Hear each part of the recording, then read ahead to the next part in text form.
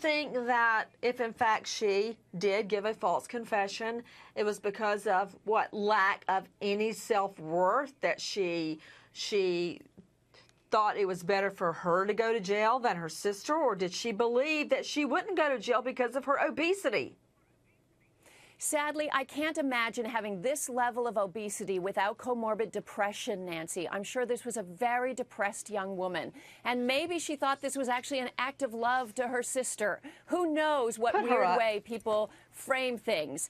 But I think that at this point, she was feeling a lot of depression. Wendy, depression, yes. Self-worth. It's not a defense. I'm just saying it existed.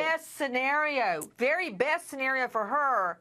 She sat by while a little child was beaten over and over and over. CPS was in the home repeatedly.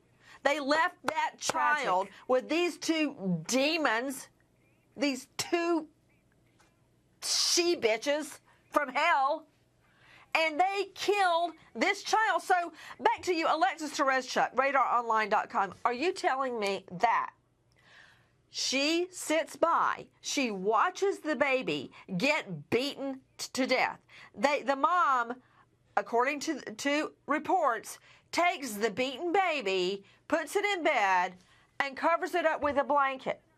When the child gets to the hospital, it's still alive and lingers for days. How long did they sit by while the child died from internal injuries? So I'm supposed to give the so-called half-ton killer a pass because she didn't make the blow herself. She just sat by and then covered for her sister?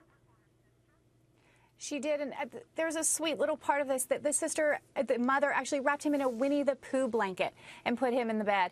It was hours when the sister, Myra, actually waited before she finally called the 911 saying that he was having trouble breathing. She never said anything when the ambulance arrived, never said that he'd been beaten or given any indication of what happened, just reported that he'd had trouble breathing. And it was hours after the breakfast. The sister, his mother, had actually left the home and she was all alone. She couldn't even reach the child. He was in another room.